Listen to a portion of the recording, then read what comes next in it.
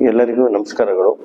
ದಿನಾಂಕ 22/2/2025 ಕೊಟ್ಟೂರು ಪಟ್ಟಣದಲ್ಲಿ ಶ್ರೀ ಗುರುಬಸವೇಶ್ವರ ಜಾತ್ರಾ ಕಾರ್ಯಕ್ರಮ ಇದ್ದು, ಈ ಒಂದು ಕಾರ್ಯಕ್ರಮಕ್ಕೆ ಆಗಮಿಸುತ್ತಿರುವ ಸಾರ್ವಜನಿಕರಿಗೂ ಮತ್ತು ಭಕ್ತಾದಿಗಳಿಗೂ ಸ್ವಾಗತವನ್ನು ಕೊಡ್ತಾ ಇದ್ದೇನೆ.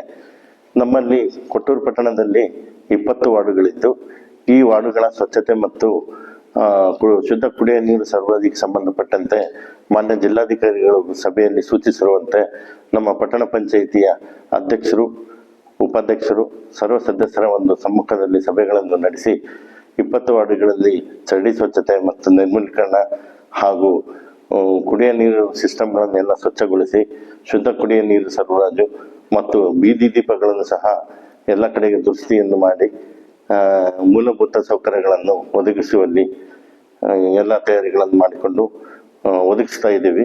ಇದಲ್ಲದೆ ಪಟ್ಟಣಕ್ಕೆ ಬರುತ್ತಿರುವ ಭಕ್ತಾದಿಗಳಿಗೆ ತಾತ್ಕಾಲಿಕವಾಗಿ ಪಟ್ಟಣದ ನಮ್ಮ ಅಗ್ರಿ ಪಂಪ್ ಹೌಸ್ ಹತ್ರ ಮೊದಲನೇ ಬಾರಿಗೆ ಶೌಚಾಲಯದ ವ್ಯವಸ್ಥೆ ಮತ್ತು ಸ್ನಾನದ ಗೃಹಗಳ ವ್ಯವಸ್ಥೆಯನ್ನು ಮಾಡಲಾಗಿದೆ.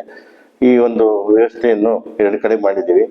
ಅಗ್ರಿ ಪಂಪ್ ಹೌಸ್ ಮತ್ತೆ ಹರ್ಪಳ್ಳಿ ರಸ್ತೆಯಲ್ಲಿ ವೆಲ್ಕಮ್ ಬೋರ್ಡ್ ಹತ್ರ 2 ಕಡೆ ಮಾಡಿದ್ದೀವಿ ಮೊದಲನೇ ಬಾರಿಗೆ.